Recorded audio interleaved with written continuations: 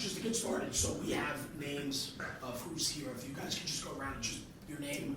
If you want to say where you're from, some people are guarded and don't want to say where they're from.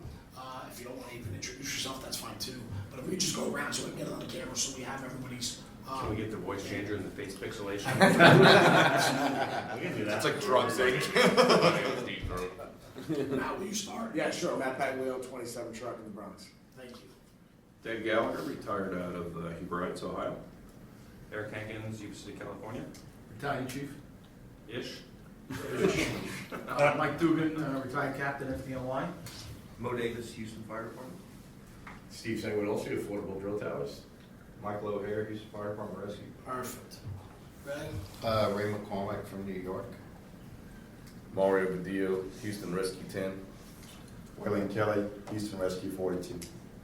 Danielle Wilson, Houston. Jeff Barker, Lufkin Fire. Richie Stack from Chicago. Aaron Heller from Hamilton, New Jersey. G. Dan McCauley, Austin Fire. Excellent. Thank you, guys. So real quick, I just want to kind of open the conversation. Steve, thanks for having us. Like I said, I found that this weekend really opened my eyes to your product and what it offers.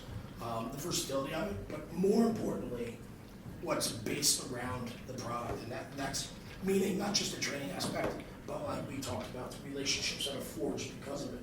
We went to two good departments the last 2 days in Texas, and they demonstrated the need for the product and what it does for their departments. And I recognize that your friendship with those departments, and you're all in. You're all in on your product, and that's noticeable. And to have these guys here this weekend was fantastic.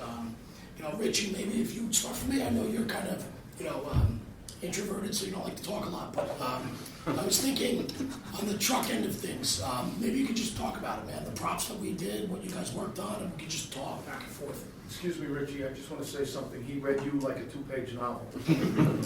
Not sure any of this content's pertinent right now for what we're going with, but okay. I'll be brutally honest because that's me. I thought, what the hell is Affordable Drill Tower? Did a little research online, saw it, I go, can you swear in this thing? We're not supposed to swear. I need to know that. You can swear. If you swear or not, I'll try not to. I'll apologize now to the audience out there. Sorry to the Girl Scouts. All right, so fuck it, here we go. Point is, I looked up the website, I go, it's scaffolding.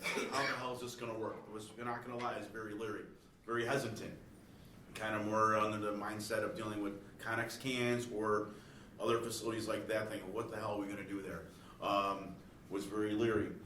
Saw on the website, okay, they can put a flat roof and a pitch roof. Okay, so we do some roof work. Awesome. How are we gonna actually be able to ladder a building with tubes everywhere? How are you gonna be able to do it with windows or anything along those lines? So speaking the truck aspect, I was hesitant. I thought, okay, they could probably do some lead outs upstairs and corners, great. After getting there and working with the prop, I was surprised how versatile it really was and how ingenious people can be, or affordable drill towers can be, or instructors of, let's hang a piece of plywood here, let's do some 4x4s as you did to box out an opening and make a window. We have a pitched roof and a flat roof on it. You can even probably put a force entry door somewhere if you wanted to, or even in it. So thought that was pretty unique, that you could do all these different things, and I'm sure you could probably change the configuration up for searching and how you want to even do that. So I thought it was pretty unique to being possibly a naysayer in the beginning, that it kind of opened up my eyes for its versatility. Yeah, awesome. Eric, what did you think about the engine company work? You, Ray, and Jeff Barker was a part of that, and so on. Yeah, so I mean, it's nice. You've got stairs to do stretches. You can put hallways in, so you can flow, and you can show the water mapping. You can show, your fire stream, all that good stuff. The balconies for alternate stretches. There's just so many different possibilities when you're doing engine work that it's limitless, really. You can change configuration up. You can come up with different drills.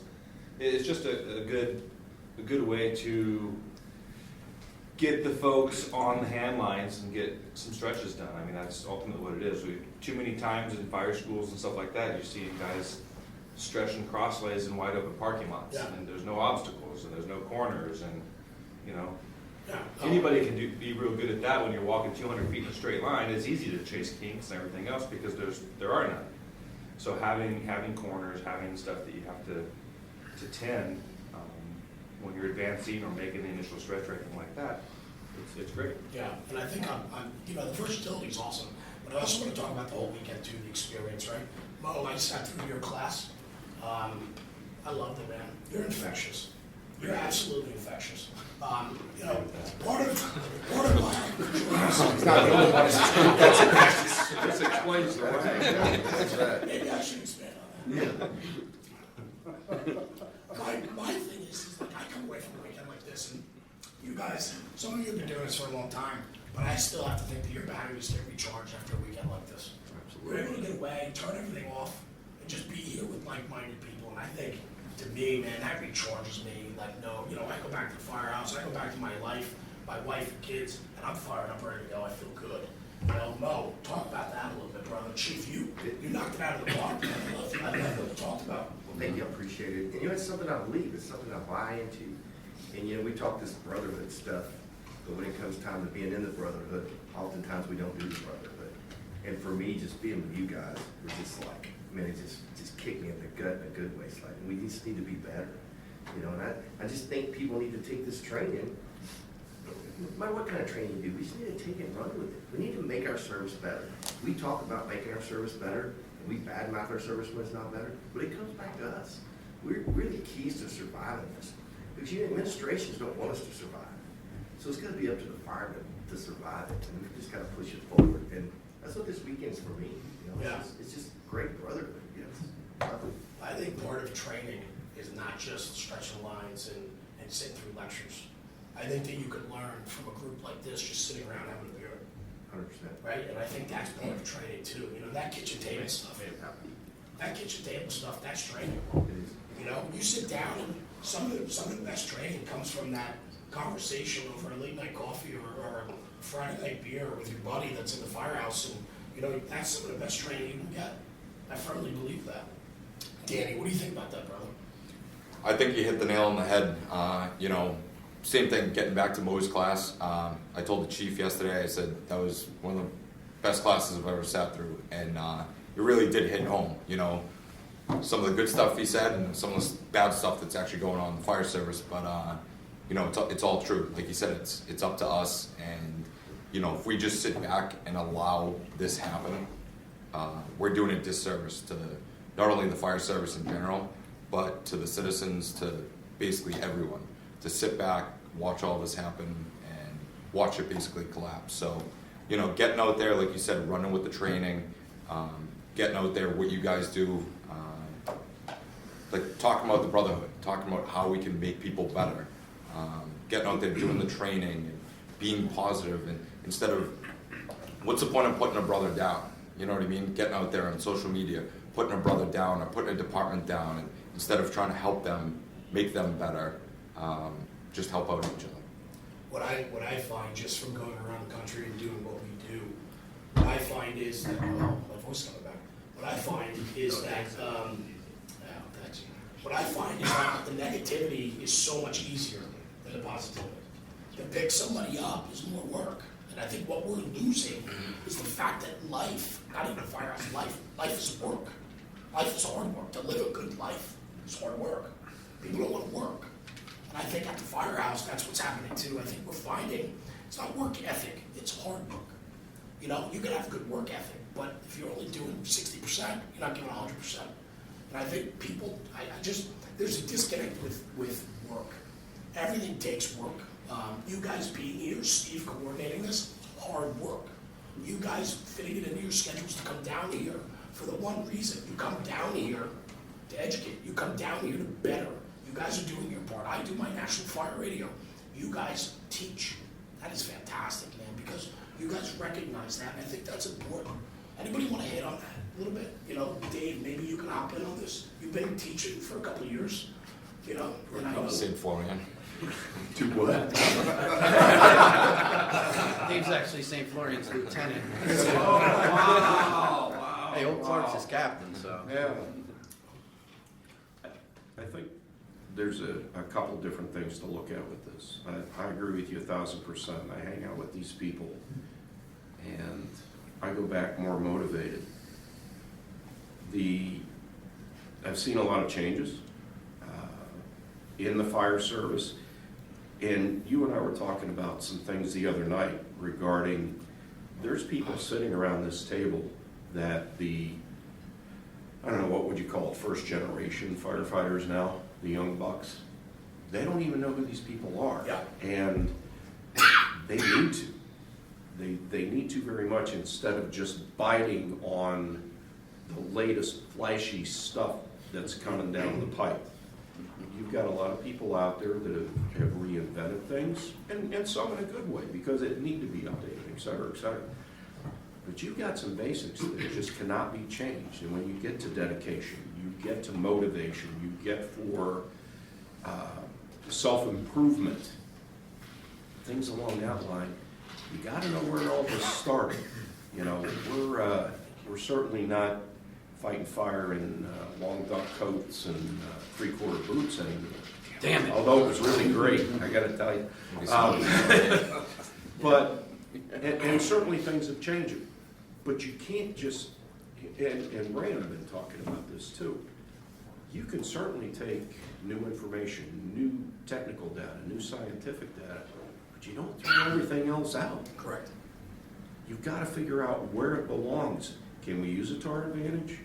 Yeah. You know, is this too far this direction? But when you have people, and we talked about this a lot on the drive, they grab onto one thing and they don't get off it, and then they wind up being a subject in Mo Davis's class. So we've got to get this whole thing together and realize where this is going. I think part of, you know where I stand on this, and I talk about it all the time with our content and so on, but, and that's why I firmly believe that it's so important that the fire service, yes, steeped in tradition, still needs to be ahead of the curve. We need to be on the latest platforms to get that message out there. We can't. I told Ray this the other day. Ray was looking at me. I just met Ray for the first time this weekend, and I'm thankful for it, because Ray was one of those guys that I looked up to when I read growing up in fire service and learning. And I said to Ray, I go, here's my problem. In 5 years from now, Ray McCormick and Jeremy Dunch will walk into a firehouse. 90% of the people are going to know Jeremy Dunch, and they're not going to know Ray. And that's the problem. That's a problem. That's the problem.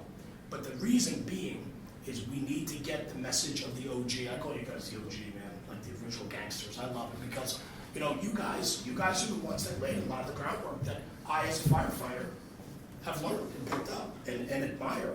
And I know that. But the lineage of the training is falling apart. We don't know who mapped where we are today. You could talk about the latest and greatest. I didn't know, Matt, you do that ladder drag, the one-man truck company. That was so cool. Dude, I don't have the whole story. Bob Swick. Can we do? I got it. Thank you, Matt. So I watched I that love- OG do it. Yeah. He's from that area. Bobby Swick is one of my very best friends from back home. I've Yeah. worked with him for a long time. He was a one-man truck for over 30 years, and he developed that out of need, Yep. being able to do that. He's influenced millions. I mean, Yeah. we've been teaching that. He taught it with Champ at FDIC years ago, and it's everywhere. I think one of the things, who was I talking to? I forget who I was talking to yesterday about it. Might have been Kevin. Was what bothers me is why don't more people know that? Right? Why don't more people know the things that Richie Stack was showing? Absolutely. And granted they're young, but they're out of probie school and whatnot else. This shouldn't be advanced techniques. This is firemanship stuff, all day long. Why don't they know already what Richie's teaching about throwing a portable ladder? Why don't they know what Mike Dugan knows about doing a vendor search? I don't get it. Right. I don't get it. And a lot of it's that disconnect, right? But we now, more than ever, the senior man, the officers, the retired guys that have all these nuggets and knowledge, we need to get that out of them. And the problem is that training conferences like this are great, but they're not constant. People need immediacy. They need to see it, right? If they seek an answer, when we go to a bar and get a trivia competition, it's not fun anymore. Because you go right to your phone and get the answer. Right. There's no conversation. We've limited our conversations. And so what I find is the OG, we need you more than ever. Where a guy in a fire service 25, 30, 40 years, they typically want to slow down, right? They want to, hey, I did my time, man, like I'm here if you need me, but we need them more than ever. But we need them to take that initiative to push what they know back into the business. You know, we can, the one-man truck company, that ladder track's cool. I mean, there's a lot of value to it, right? And somebody can take that today, make a little twist on it, put it on Instagram and Facebook and claim it. And most of the kids out there are not gonna know that where they think he's the original. And they have. That happens? Yes, all the time, all the time. No. Jeremy, if I could jump in. content? I feel like we talked about this, me and Mike talked about this, and it was about, I feel like a lot of the training has gotten away from actually teaching people techniques like this and actually how to put out a fire. Mike was saying, you know, we did everything in the academy just to get certs, Right. you know, making EMT, hazmat, you know, we're teaching EEO, right? We put so much influence on that and not about actually fighting fire. We've gotten away from it. So unless you're going to conferences like this, you're not getting that experience. And in that, I think that's where the whole thing is starting to slide sideways, and it's been sliding. What's the mission? Yeah. What's the mission? What is our mission? Mo Davis leads right off with, what is our mission? Our mission is for them. That's gotten lost. I think that was one of the things Mo and I were discussing was when we went out to Portland, is that we had this group scenario that we did, and it was like defining the who. Like they were like, just tell us about who them is. And we were like, it was a guy from Cherry Hill, myself, Mo, and then I forget what the guy was in the Midwest, and we all kind of looked at each other like, what the fuck are they talking about? Like, and I said, is this a problem? Like I said, Yeah, and I didn't it know is. where Mo was. I was like, where are you? He's like, Houston. I was like, do you guys not know who you're there for? He's like, no, we're well We're pretty aware. good about that. But there's, like, I think you're right, like, we need to get into the academies and try to start that whole discussion about who we're here for. I don't know if we parade victims of fires and then say like, hey, like, you know, I'm Rob Ridley and this is my, you know, my dog and my kid, and they were saved because somebody made a decision that they weren't gonna do a survivability profile on my house.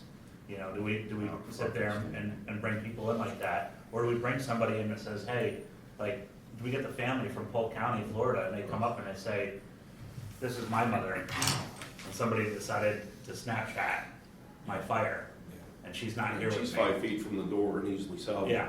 We don't know how many firefighters died last year, but very few of us know how many civilians lost their lives in fires.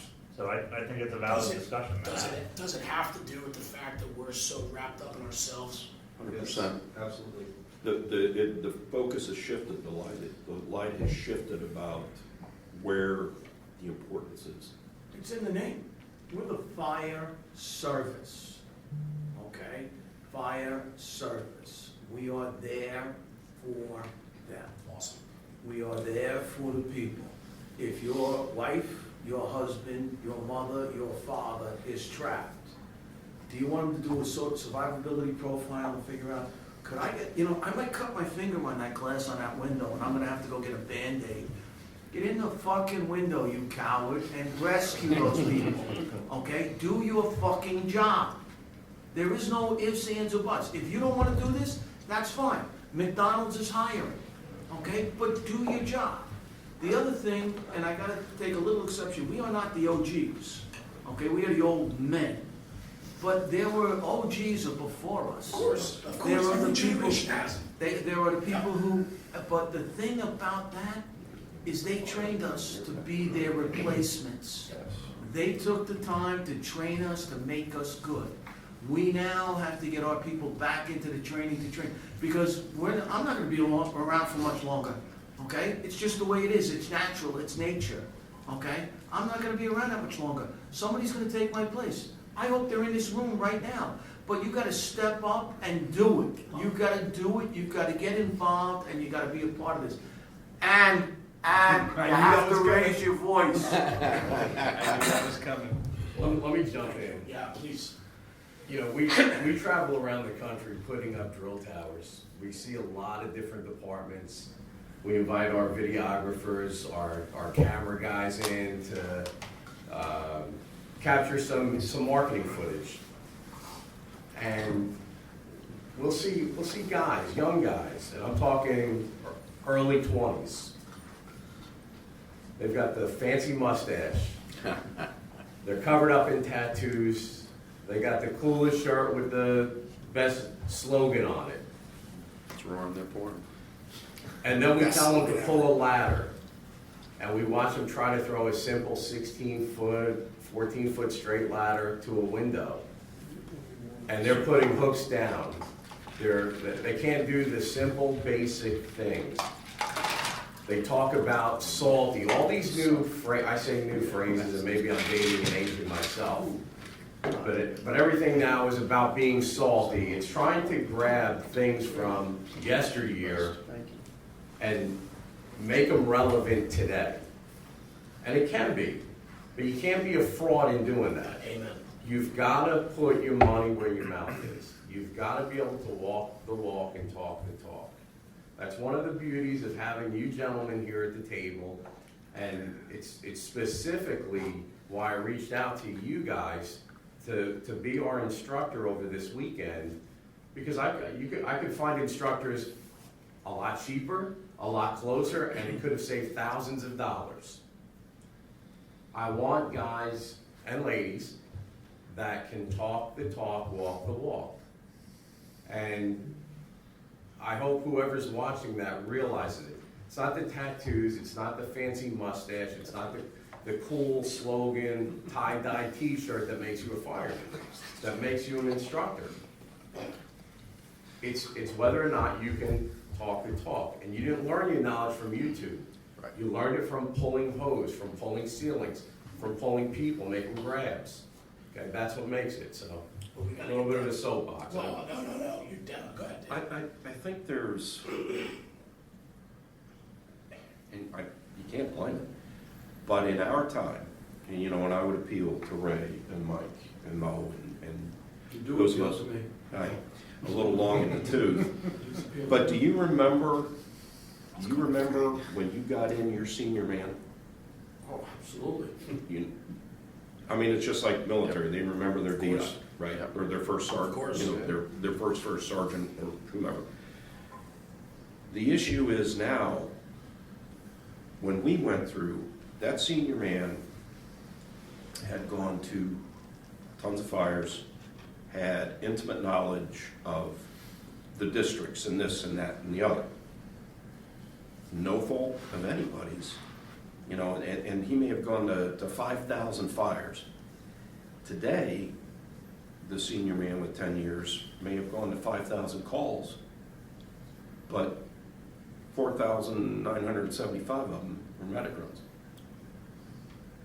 That senior man is not that resource for that new lieutenant or for that young crew, just the way it works. So how do you solve that in law enforcement, military? If you're not going to war, what do you have to do? You have to make it realistic as possible to practice that, and we're getting away from the realism.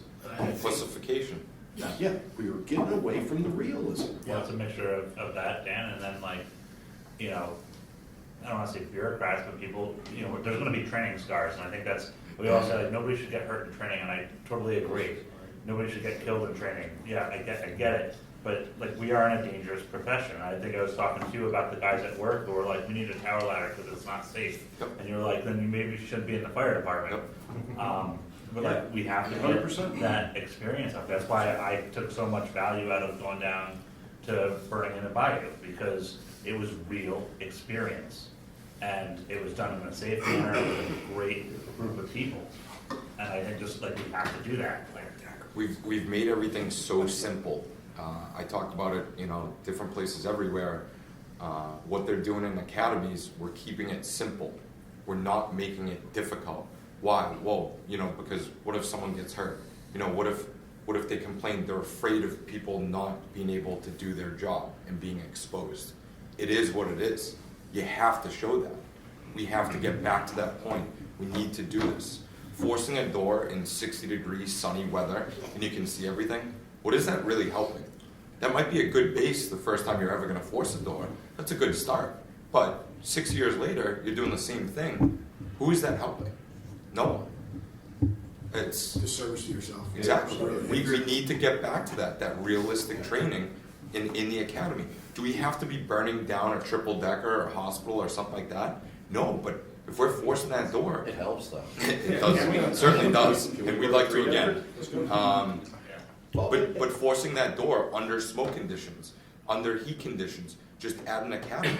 That's gonna make yourself better, and that's gonna help when you get out there on the fire ground. And I know where Richie trains, and obviously, you know about that. And we go back to who are we serving? What time of day? Jump in here. What time of day are civilian fires? 11 to 7, at night. It's not 60 degrees at noontime, you know? When do we train? Well, 60 degrees at 2 in I the like the afternoon. idea of the tower because it's easy access for training. One of the biggest things for firehouse training is, all right, where are we gonna go? It becomes this big production, you might need permission, all these things. This tower allows you to just step right outside of the firehouse and begin truck evolutions, engine evolutions, rescue evolutions, whatever it is you wanna do. And you've gone over that big hurdle by having that there. And the versatility of the tower allows you to do multiple drills, like we were doing the engine drills, so we did standpipe, we did rope stretches, we were talking about different stretches, the location of the standpipe outlet. You could say it's a scissor stair. The stairway configuration is interesting in this tower that we were using, but it can vary, and I tell you what, it just gives you opportunity to train. That's the biggest thing I see with it is it's easy access. It's not a brick building that you can't see what's going on. So it also gives you the opportunity for observation, which I think is important, especially if you have an academy. Whereas, you know, you want to monitor what people are doing, and in a typical fire academy, that can be difficult because you can't see what's going on in the stairway without being in people's way. Here you can. You have access points where you can put instructors or people that are monitoring what's going on. And I just like it. It doesn't take up a lot of space, which is another good factor. And it just opens up the opportunity for a company to get into a regular routine of training and falling back, getting into a cycle of training. I mean, look, you can't give people fires, you know, whatever it is they get in their career, but you can certainly make a company better by having training, and having a facility for yourself is a great start. And they get sets and reps. Right. And that's how you get better. Yeah. You know, how do you get to Carnegie Hall? Practice, practice, practice. The 10,000 hours, the sets and reps, okay? And you can do different evolutions. You can change it up any way you want.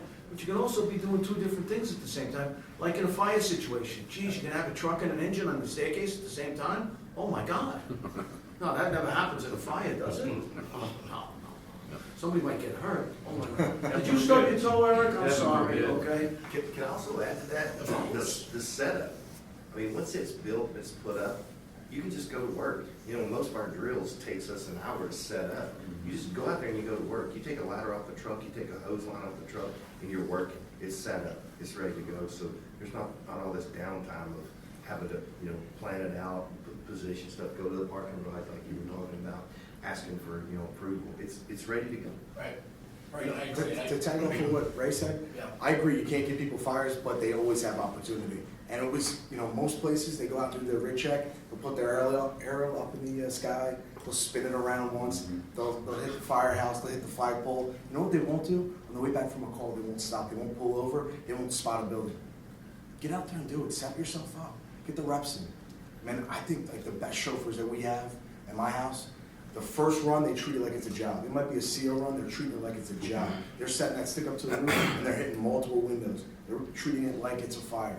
And that the opportunity is always there. You just gotta get like a little fire up your ass. We need to get out. And can I just say one thing on that? Yeah, go ahead. And I think that's great. And you know what? Who set that up?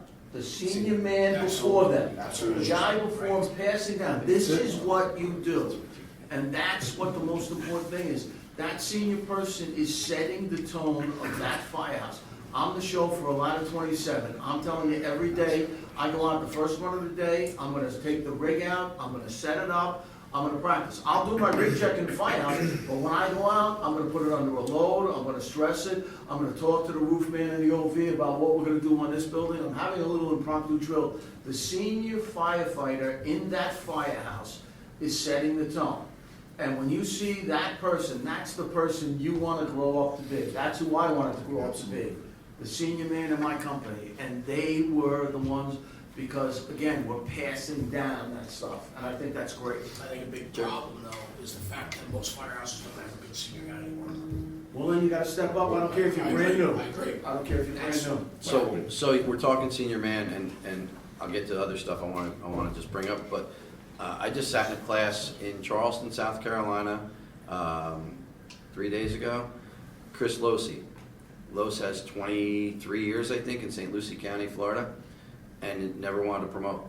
Hasn't wanted to promote. He could. The guy's a tremendous instructor, tremendous fireman, very highly respected everywhere he goes, teaches FDIC the whole 9 yards. He decided to do a little presentation on the importance of the senior man. And I sat through his presentation the other night, and he nailed it. He absolutely nailed it. And there were like 50 people in the room, and the questions that started coming out, because I think where we are in the Northeast, I know for a fact where we are in the Northeast, there's a culture of the senior man. You know, it came from New York, it came from Philadelphia, it's come from Boston. Right. A lot of places don't have the culture of the senior man. And Los, bringing it from Florida, that he gets it. And I think that's going to be something that you'll see more and more. Of course, now that he's going to put it out there, there'll be 40 other smacked asses on YouTube talking about the senior man and what they do and how they do it. And yeah, but and I know he's doing that. He's going to refine the program and do it up for New England Fools in March. But so the senior man thing hits hard. Chief Mo's class that I sat in yesterday, you know, this is the cool thing about this weekend. One of the many cool things about this weekend. I got to meet somebody who I watched on YouTube give a speech to the residents of a city that was damn sure putting him in the chief's office when he got done walking out the door. And all these people are going, fuck yeah, I want to work for that guy. And I felt the exact same way. Now I got to meet him and listen to his class.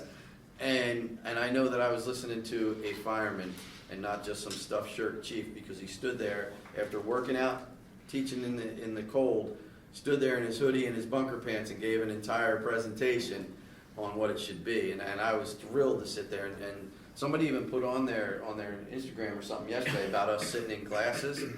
Well, that's what you're supposed to do. It doesn't matter if you have 12 years in or 30 years in, or we're learning. And for me this weekend, I was skeptical of the drill towers the very first time I saw it at FDIC.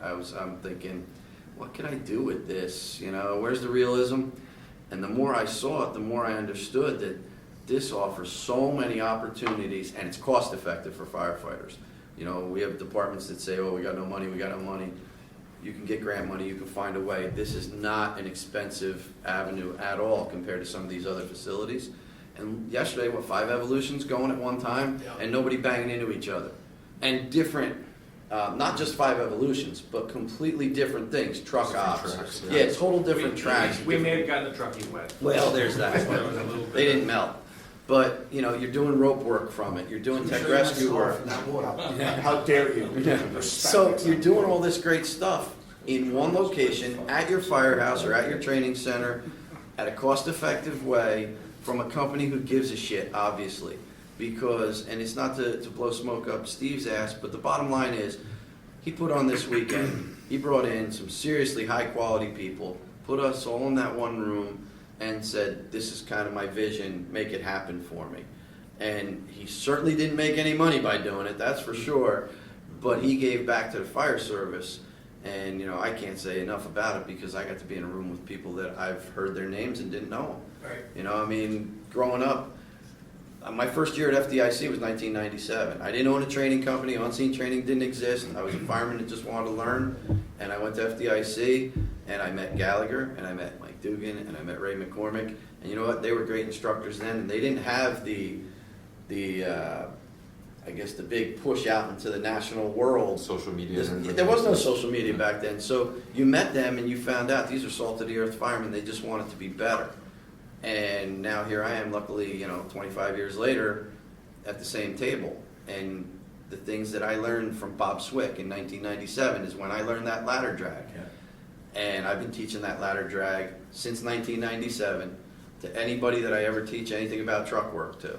But you mentioned his name. And I say, Bob Swick taught me this. And hey, by the way, if you go on YouTube and you want to see a truckie who gets it, write Bob Swick VES grab on YouTube, and you will see him going in, pulling a baby out towards the very end of his career, basically by himself with a cop, making a grab on a baby who never would have lived had it not been for that man knowing how to throw those ladders the way he did it. And I mean, that is why we're here. That is what we do. And I've seen it on so many Facebook pages and Instagram pages. And I don't think these guys are trying to steal people's thunder. I think they're just trying to make a name for themselves, and maybe the integrity ain't what it should be. But I called a guy out on that recently, and I tagged Bob Swick in it. I tagged Dave Gallagher in it because I said, I know those guys will get on there and say it. How about Champos? Oh my God. You know, Kid puts a video up, and it was exactly, we tagged Champo. It was word for word. Kind of called him out, and what does the kid say? Oh no, of course, yeah, Mike Champo, oh yeah. But there was absolutely no mention of him. He's basically out there trying to say this is a new method, and this is what we're doing. The bottom line is, a lot of the guys at this table and gals at this table have had the great opportunity to learn from the best. And whether we're considered at that level, listen, I have guys that trash on me. You work in a small suburban department. I do, no question about it. It's not FDNY, it's not Philly, it's not Houston. We get our share of work, and we learn, and we drill our asses off. Because the majority of the country comes from those departments. Yeah. You know? And yeah, I mean, that's how it works. So it's about getting it from somebody, understanding it, perfecting it yourself, giving credit where credit's due. You know, I mean, that's what this is all about. And this weekend, it was just fantastic for me that I got to meet the Houston guys, because I didn't know them. I heard their names. Didn't know one of you. And I knew one Houston fireman before today, and it was fantastic. So I want to great. expand on that. I'm a firm believer. You surround yourself with the people you want to be with. Absolutely. Surround yourself with people that pick you up. Surround yourself with people that are like-minded. When you run in those circles, like being here this weekend with all of you, humbled and absolutely fired up to get back to my firehouse. Like, that's what this is about, Cap. But when you surround yourself with people who are like-minded and everything else, you have to be sure that you have one or two of them around you that you have given full access to, who can call you out when you make a mistake. Because everybody at this table is going to raise their hand when I say, who's made a mistake? And I have people thanks, Ray. I have people who We're not talking about I last gave night at the bar, access to. And where you can pull me aside and say, hey, you know, you're not doing what you tell us to do. You're not walking the walk. And I have screwed the pooch on numerous occasions in doing that. I opened up my mouth and I went off. I did things totally against my grain because I got emotional at a scene, and it was not pretty. It was not pretty, and I had to walk it back, apologize to people. Hard thing to do to say you're sorry. Also very, very hard to say you're wrong. But when you are wrong, if you do not acknowledge it, you become the problem. Okay? And surround yourself with good people, but also give them access where they can, because if you insulate yourself in that ivory tower, you become what we all hate. And Cap, if I can get on that, man, that's fantastic, and I agree. But I think so often now, everybody is so guarded. We're not willing to let our guard down. We're not willing, like guys in the firehouse, I mean, they're guarded. They're afraid to show you emotion. They're afraid to ask a question. A lot of these younger kids won't ask questions. I find in the firehouse, one of the senior guys in my house, I have to engage them more than they engage me. Well, they're afraid to love the job. Yes, why is that bad? Why is that bad? I wish I had an exact answer for it, but the fact that even for departments that are steeped in tradition and stuff like that, it's become that, I don't even know what you want to call it, but it's become that like stigma, like, oh, you love the job, where are you going? You're going to another conference, you're going to this, why are you going? Buffy. Yeah, exactly, you know, because you care about the job, you know, so when that happened and where that divide started, I don't know, but trying to get to those guys. Hey, just come to this one thing. Start off small. Come to something local. Do this. Get into that crowd. Try and do that. It makes you wonder what they're scared of. Screwing up. I think there's a part here we're not talking about. Making a mistake, screwing up, I think that's. There's a what part we're not talking about. I agree, we're here for them, right? We're also here for us, okay? Go home, look yourself in the mirror, any firefighter across America. Do you want you rescuing your family? If you even gotta go, I don't know, you better change your life and your style and what you're doing, because Or get out. I'm telling you, if my family's there, I wanna rescue them, right? I want my skill to be that level, and I expect any fireman on my department that comes to my house to have the same attitude. So we're saying them, it's for them and us, and the us part, whether it's the barn boss or the senior man, same thing. Whether it's the company officer or the chief of the department, it's leadership. It's leadership. And if your battalion chief doesn't train you, then you train your men. And if your officer doesn't train you, train yourself. And that's the leadership. There was a guy from our job, Dick Scheib, who was at the Our Lady of Angels Fire, and his phrase was, leave the job a little better for the next guy. And how true is that? If we did that, by our example, in my opinion, I'm big on leadership. I'm big about the company officer, the role you play, or the chief officer, or the senior officer, the role you play. Set the pace, set the tone, set the stage. And that would fix, I think, some of that. But you gotta step up and do it. And don't accept anything less. You can't do minimum standards and expect maximum results. I Just can't. I say one thing about, I'm listening to everyone, but the culture of fire service then, that we talk about, that we would like to see now, society has, is merited in the sense. We've kind of downplayed the role of a firefighter. And when I was a kid, you see a firefighter, everyone was excited. He comes in, he talks about what it was to be a firefighter. Everyone, he was a god. But nowadays, the society we live in, you got firemen who want to, they want to change their, who they are. I'm a man today, I'm a female tomorrow. All these things, and so now the administrations that we have are people that are chosen and put in place because of their popularity, and they're making these changes, and when we try to go against those changes, everyone's afraid of losing their livelihood. And so those are changes that are being made also from higher up. So as Chief Mo was saying, he goes against the grain, and he tells it how it is, and they're afraid of that. And so we have a lot of firemen who aren't doing that anymore, just based on what I've seen. And we were talking last night, just being with you all here, we were just watching the training ourselves. As we were training, we said, hey, these guys are awesome. No one was trying to be bigger than the other guy. Everyone said, hey, I'll help you. No, I'm gonna help you. No. And everyone's working together, and we compliment each other and how we did it.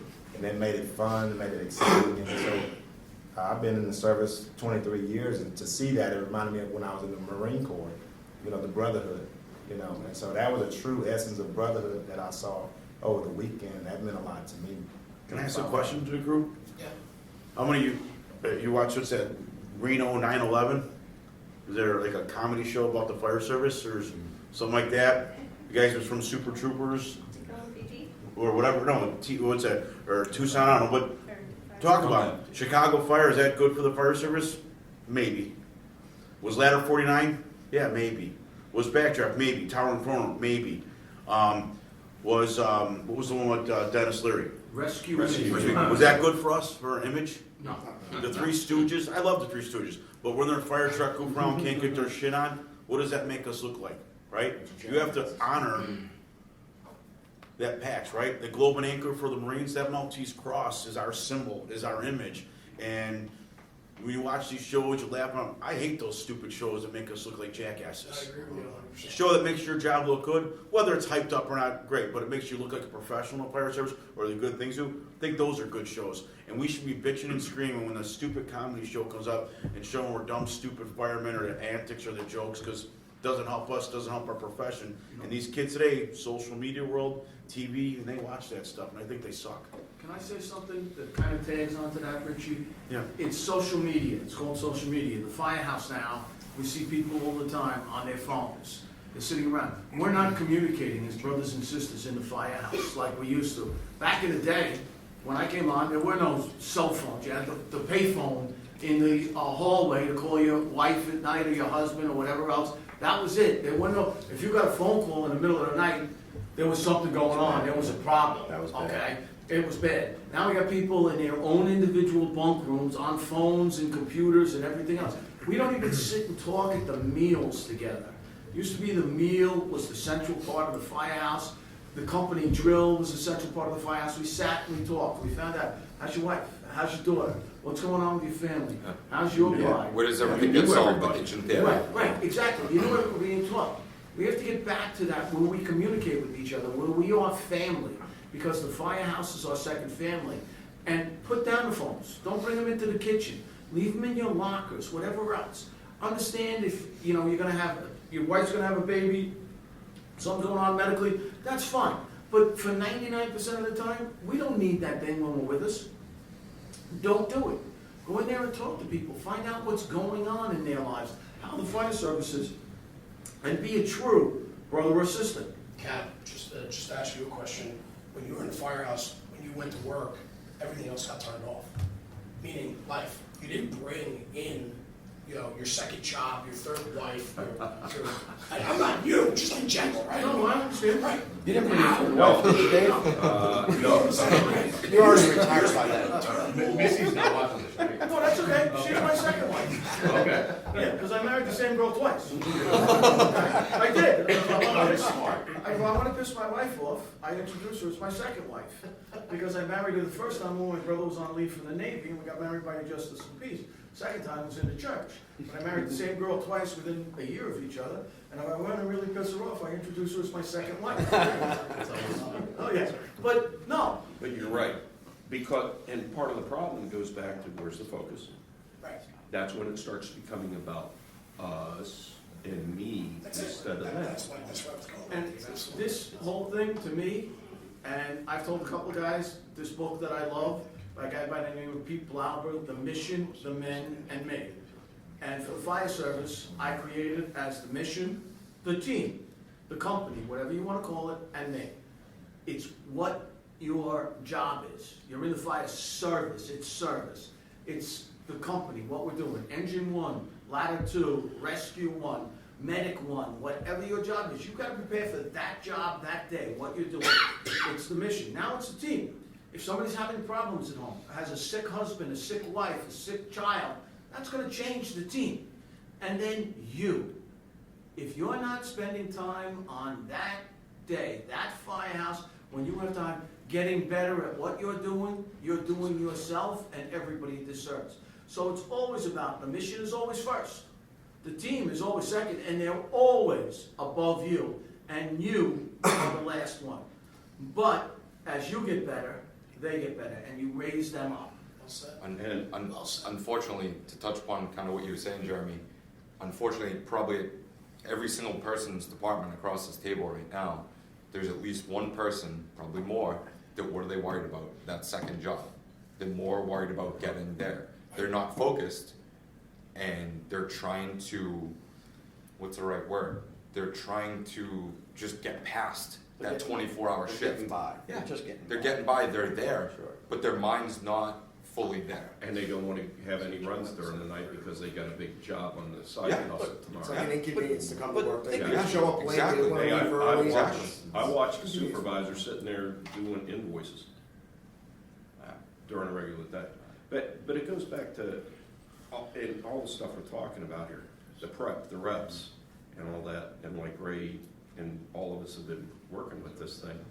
This is a great opportunity for some place to start to make the drill the center of attention. Yeah. Let's get out and do this. What time does it get dark? 5?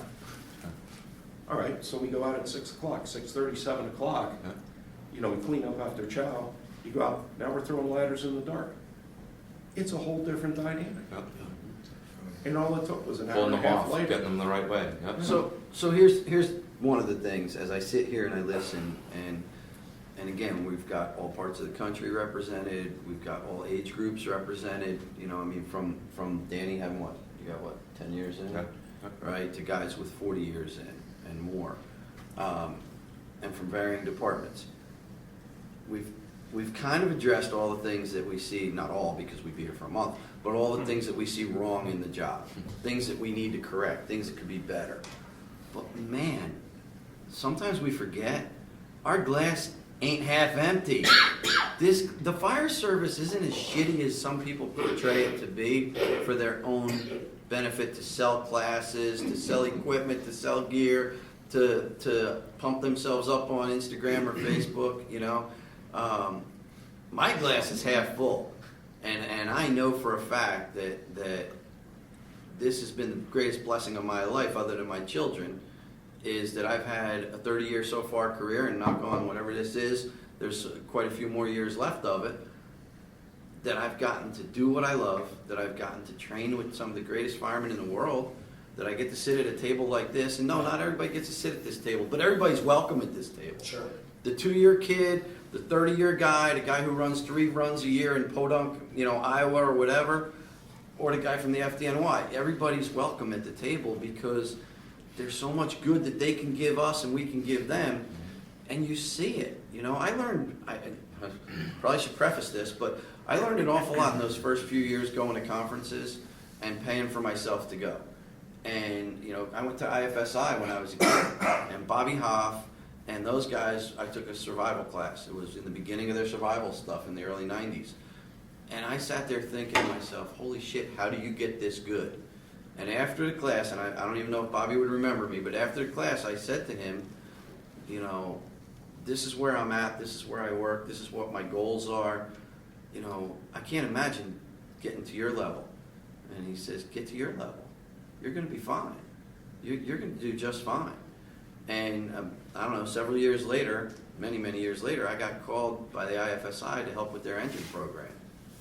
And I was blown away to think, I get to go there and work with some of those guys who I looked at and went, you know, I mean, you know how long ago it was? Don Hayden was a lieutenant. So, you know, one of the greats was a lieutenant. So, Aaron, you want to talk about greatness? I saw this weekend. There was motivated kids. One kid had a notebook. Yes. We all picked up on that kid Yes. with a notebook. I think He he was was right jotting San down Antonio. notes and apologizing. You know, Yes. we were trying to pull him over the next thing, and he's jotting. He's, oh, I'm sorry, I just want to take. I said, "Brother, take your time." One of the greatest things I Yep. saw. Yep. There was guys during lunch pulling us aside. Yep. I went out, you know, and the one kid wanted to throw ladders after lunch, but we just eat chow real quick. Went outside. He just wanted to get the reps in. Yep. That's awesome. That's Yep. what I, you know. And that's that's what the we've sport got. that It's helps not all as of us. it's not as fucked up as we all think at times. We get in that. We It's get in just easy to that. harp on that. Yeah, we get in that. Unfortunately, God the damn, negative- this part sucks. This part sucks. The Yeah. negative comes up. It outweighs. But man, it shouldn't outweigh because the good should rise. And you know, when we went down the bayou, and Steve was with us, you know, and helped sponsor our burning in the bayou from on scene, we got to burn a hospital, which that's pretty crazy shit, and it was cool. And I thank you for saying it was done safely, because it was pretty much done safely. And nobody got hurt, so that was the key. But the bottom line was the same thing. We had firefighters from all over showed up, and they just wanted to get better, and they were picking brains, man. Whether we were sitting around the pool at the hotel at night, and we were having a great example. There's a kid named Chris Brown from St. Augustine, Texas. Right? St. Augustine. Whatever the hell it is. Damn. You spoke I know. with a Yankee I'm accent. sorry. It's this. Next thing you're telling me it's a roof. Finally, Barker finally started talking. But Danielle, Wow. But- I never saw Diane's lips. This guy came to the training, right? And they're a very little small department, right? They get lots of runs when a tornado comes through. That's about it. And this kid, he just was digging it and working so hard at it. And if I hadn't told the guys there, you probably wouldn't have known. The dude lost his leg in a motorcycle accident years and years ago. And, you know, he comes from a poor department. They could barely pay for it. I don't know if they paid out of their own pocket. But he maximized every bit of his time with all of us. And I look at a guy like that, and I'm thinking, the fire service ain't so bad. You know? It ain't so You're bad. right, Aaron, and to build off of that, it happened the last time we did the Affordable Drill Towers class outside of Houston with Mike and Ray and the Houston guys and Dave. But it happened again this weekend. We had guys from San Antonio Department, Okay, that's a decent sized urban department. Sure. They came out on their own. Mm-hmm. Now, the department wound up stepping up after the fact and took care of everything for them. But these are guys in urban departments. And then we also had guys in smaller departments, like you said, one-horse towns, that paid out of their own money. It happened last year when we did it, and I took their checks at the end of the class and ripped them up and said, don't worry about it, because in my mind, if you're willing to step up and learn on your own, take time away from your family, money out of your pocket, travel from God knows where, to be a better fireman, that's what this whole company is about. That's what we want to see. So there are a lot of people like that, and God bless them. I saw a really good bit of positivity this weekend on that tower as I was looking over the side at the students, and some of the best students I saw out there are sitting at this table right here, and that is the key. If you stop learning, you put yourself in a box, and now you're going to teach the upcoming people that box, and they don't reach outside of it, they're stuck. Right. But while we were hanging off those ropes and doing things on that tower, I could look over and see y'all teaching and learning. And even the new people that aren't stuck in that box, sometimes they do something in their struggle that just makes more sense than what we're doing. Mm-hmm. And if you don't keep your mind open, Yeah. if you don't keep your mind open to that, you'll miss it. And you won't be able to spread that next best thing to the next group. And I had the best view in the house of it. Yeah. You know, it's a humbling profession. When you think you've seen everything, you think you know everything, it's gonna bite you.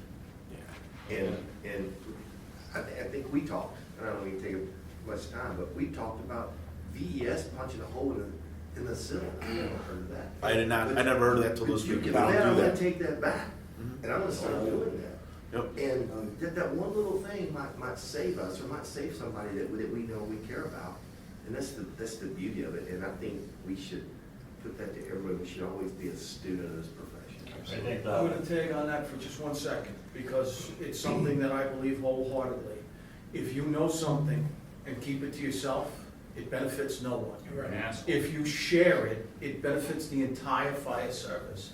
Take everything you know and pass it on, because everybody should know what you know, and that's gonna kick, because a wise man learns from experience. A wiser man learns from the experience of others.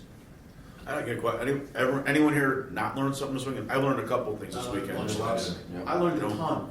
I learned a ton. I just want to say too, like one of the cool things about the weekend, and if we talk about coming out to the training and making ourselves better, but it's also like the humility that we all have. I mean, watching Kevin get up and talk about the Joey D Foundation and laying that groundwork, and like just. I can't, I mean, I think every one of us here, I was just like, wow, like, this is some real stuff. And, but like, for him to have the courage to get up and share that story with all of us, and then share that story with the students, like that was an amazing moment for, at least for me. I think it affected all of us. Yeah. The whole group. It wasn't a dry eye. I got a little cloudy. Yeah. No, and then we talked earlier about that emotion. I'm an Irishman, I wear my heart on my sleeve. I had a tear in my eye thinking about Joey. I mean, he was one of my good friends, and he was just a good guy, and his dad was the best chief I ever worked for. And, thinking about this, if you're not emotional, then you're fucking dead. I didn't know Joey, I probably shouldn't even call him Joey, I didn't know him at all, but Oh, no, I you know, want met to call him Kevin, Joey. well, I Yeah. met Kevin this weekend, he got up to talk about it, and I like to watch people, I like to read things, situations, sometimes just to jack people up, other times to learn. But in this year, I was watching Kevin talk, and didn't know how emotional it would be for him or not. Never heard his story, never heard him talk. He had a red splotch. All red. You could tell the emotion just by looking at it. If you ever read people when they speak, how they speak, then your tone of voice changes, and then you knew evidently from that. Even subtle hints for real experienced, tough, good guys that how heartfelt that was, how much emotion was there. And I gotta say, Steve, you're a jag-off. You have us all come out, you tear up these guys' checks, you give to the foundation, phenomenal guy, dude. That was a compliment technically, but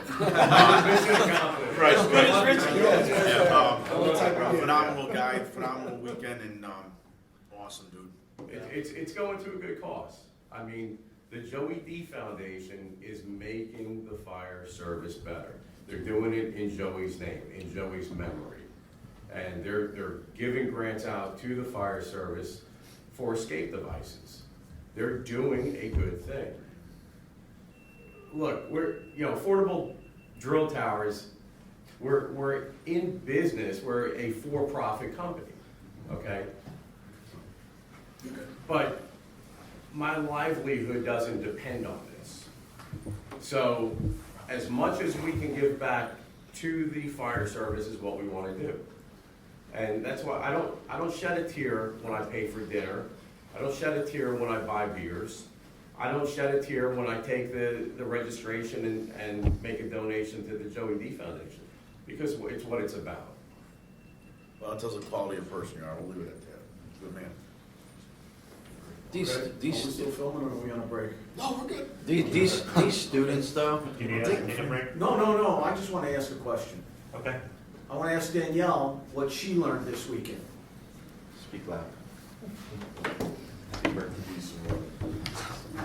Come on. Come on. I am gonna be all over you to tease you. Throw something. As long as she's not dead, as long as she's not on, I'm okay. Because She's not on, she's walked the walk. Absolutely. You'd see her up there with the students. I heard a story about her. So, what did you learn?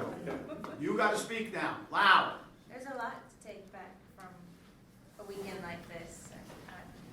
Throwing the ladders on the pitch of a roof and catching it at a different angle so that Your hook set? so that the butt sits evenly on the ground. I'd never thought about something like that. I learned that. I learned teaching different techniques, reaching out to the students and how to speak up. Good for you. And happy birthday. Yeah, it's a great birthday. But think about the 2 or 3 students that got to do engine work with Ray and Eric and Matt. You know, I mean, you got these, they didn't even know who these guys are and the experience level they truly are. And as somebody said, they told them, hey, you hit the lottery and you didn't even realize you hit the lottery. These are opportunities that now, I'm sure that night they went back and they started searching who these people are and going, holy shit. Like, wow, they've got some, you know, it's not about the medals on the chest, it's about what you've truly done and can bring. And that's what this weekend did. It absolutely did. I mean, think of all the rope experience these guys have that they were able to transfer to the students who wanted it. You know, it's not measurable. It's just not. And I can tell you, all the years I've been doing training and my on-scene stuff and all that, that's been the whole goal of all the guys.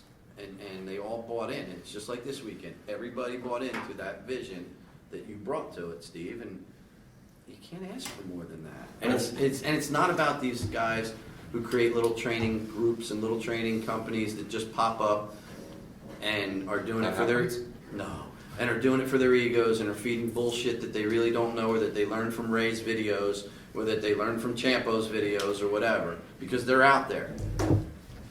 These are the guys that are vetted, they learn it, they want it, they take it back to the firehouse and guarantee they're going to drill on it, you know, one way or another. And you know, hopefully they're going to, for Steve, not that he needs it, but hopefully they're going to go back to their region and say, man, that drill tower provided us options. I'm going to do that. I'm going back.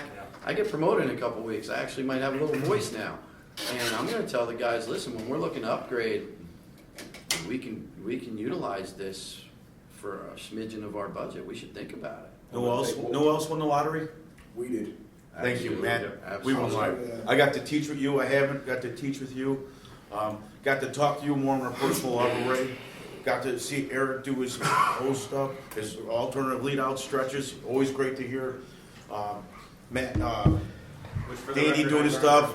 What's that? Which, for the record, I learned from him like close to 20 years ago. Well, but I got to meet all you people from Houston. Awesome.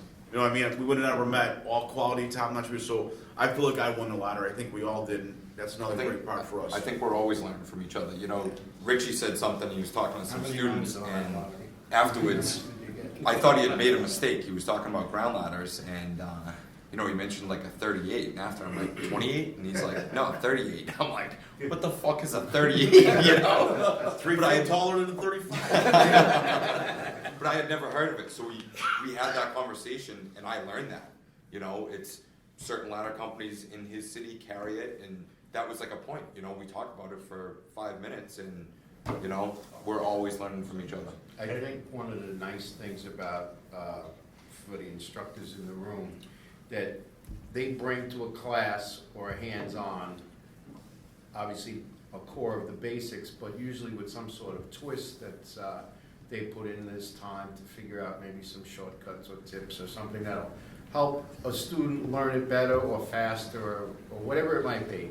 And I think that's a part that's missing in academies is they are very structured, very rigid, and the other half of that is there's very little professional development for firefighters. In other words, they come out of the academy, they go to their firehouses, do a 20-year career, and they're never offered an opportunity to seek out other educational events. So, yes, some may want to, and we get those as students, we get those people as students, but we're not getting more of those people. There's not sign-ups or lists going out like, hey, and departments don't want to bring people in that may give an influence that is outside the confines of their rigid instruction. So that's sort of like a catch-22, but I also think that departments should look into professional development for firefighters. It's kind of crazy that, you know, there are courses that we have to take every year that are mandated, and yet there are refreshers we really should have that impact our life on the fire ground, and we don't have those. Yeah, you're doing EMS credits. Yeah, you're doing EMS credits, and we're talking about what pronouns to use. I agree, and I think anybody could sit in front of a computer screen and do their CEs. But like Ray was just saying, development in all levels. I can speak for my fire department. The officer side, there is none. Right, Mo? Zero. So, and that filters down to what? Now, you train you guys to be at your level and to basically take your place. That doesn't happen in our department, and I see it in a lot of places. I also see it in a lot of places that they have this incredible program, they have ride-alongs, they have this, and that, and it's like, wow. The city next door to ours, in Missouri City, they have a wonderful program for their chauffeurs, and then they have to get sign off on all these different things and do all these different scenarios. Officers, same way, going all the way up. Firemen, Houston, sorry guys, we're stuck in a rut there where we need to seek outside training, and this is a great opportunity. That's why, like, affordable drill towers, it's in the name, affordable. It affords you multiple training venues. And, you know, I just think it needs to happen, development 100%, like Ray said. This drill tower is a training playground, and there's untapped real estate. That first level can be built out. That first level, you can do a smoke divers course in there. You could suspend plywood at different elevations and send people in a structural collapse to do measurements and build out your spot shores. Stuff where you change those variables every time instead of training in the same scenario. We just scratched the surface with that. Yeah, There's there's so much You potential. can't look at it and not just want to play on it. Right, And do stuff. you know, rapid intervention stuff, self-survival stuff, all the way out of that. And something Aaron said, you know, things that aren't measurable just because of the vastness. But doing this, what everybody here was doing this weekend with something like this, may not be measurable, but it's immediately usable. And you can make it whatever you want. I thought about this, one of the things I thought about is I saw and we had the door inside. I think one of the things you could do is have that forcible entry door right out there by the staircase. Now you gotta force the door to get into the affordable drill tower. Yeah, of course. And it's like, okay, now we're changing it, we're making it up. We could put a blockage here, we could put something, we can change and see what's going on. We can take stair treads out and make it a vacant building where you're climbing up, or how you're gonna get up these staircases. What are you gonna do here? There are so many variables you can do on this thing, and again, it's only limit is your imagination. And we were talking about this, and, you know, all the stuff I was listening to Richie talk about. And I've heard a term, you know, we've all heard the term situational awareness. Yeah, all right, so you're aware of what's going on. Where are we getting the situational knowledge to deal with the problem? We've got company officers, some that have maybe been to a fire a year, and they're expected to take crews in immediately dangerous situations, using this just like Mike was talking about. We're so used to forcing the people, stretching a line. What happens when you can't do that? We've got to start giving them a menu to put back here, their little Rolodex. I think Noah's talking about that. Man, oh, this isn't working. Instead of going, oh, what do I do? Well, I know exactly what we do. We practiced this the other day. You know, we forced the door, but we couldn't get in. Now we have to look at using the hose outside and start putting all this together to make an entire action plan. We, a friend of ours, retired deputy chief at Hackensack, New Jersey, Steve Kelman, great guy, he's been on our show before, very knowledgeable, teaches. So we had him on the show, we were sitting down talking with him, and he said, today's fire service is now training-based, not experience-based. Yeah. And I think that sums it up like really, really well as to what today is, right? So to jump on where you're going with that is because we're training-based, because we're more training-based and experience-based these days, the importance of having a tower like this that allows you unlimited variations of what you want to do, how you want to present, what you want to talk about, how you want to train. I think it's huge. And also, too, is we have to find a way to ignite the desire to train. And events like this, sitting around, I can't wait to put this out and let people listen to this room. There's a lot of talent in here. And this conversation, I think Talents you don't even know about. Nor do we want to. I don't know. But this type of thing to me would be valuable on the training circuit. This type of thing with an audience where you can get ladies and gentlemen with experience and pedigree that have the ability to talk. I would love to see this on a bigger stage because I think you can get questions and answers. I think that would ignite and spark a desire for people to come in because I get messages every single day on our Instagram and Facebook about these kids that want to do more, but they're held back in their small rural department. I'm in a department with 30 guys. All the officers have been chiefs for 15, 20, 30 years. They don't want us to push harder. They Same don't want thing, us to same train. way. Because they're afraid of being shown up though. That's the reason why they're scared. They don't want to be. They don't want the younger kid coming in there and showing them something because they have that fear. You know what? I would love a younger guy to show me something. I took so much from this weekend from not only the guys in this and girls in this room, but also the students. Yeah. And that's whether it's just that drive, but it's also something that everyone can pass along something to somebody. Right. I That's agree. really what it comes Hey, in. can I add something back about the tower? I was thinking earlier when we was talking about training. You don't have to have a lot of room. You don't have to have a 48 in place. Yeah, You've got an entire training facility that you put in a parking lot of a fire station. Sir. And it's endless on what you can do. You've got high rise there. You've got rescue, and you can basically put this up in the back of a fire station. And you guys in the city, I'm sure you have a lot worse issues than I do on space. But They might have to put it on the roof. Yeah, but legitimately, Or the roof. you can take the back parking lot and you don't take away your parking spaces, and you've got an entire training facility. Yeah. You don't have to travel somewhere to train. Steve, if I could recommend one thing with the training tower, maybe a hydration station. You didn't tap in, it's already installed. Oh, it is? Yeah, it's on the third leg, to the left. Hey, Steve, I got a question for you about your tower. How portable is it? Like, say we want to do a 4-day training event in our area.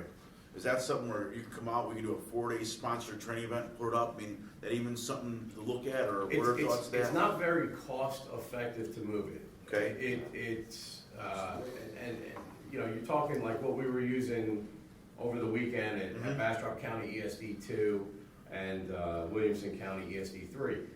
Those two drill towers are about 30,000 pounds apiece. Okay. So, we've got a lot of departments that have purchased drill towers that in their 5-10 year plan is to develop a fire training field. but they don't wanna wait until they have that fire training field. They want something right now.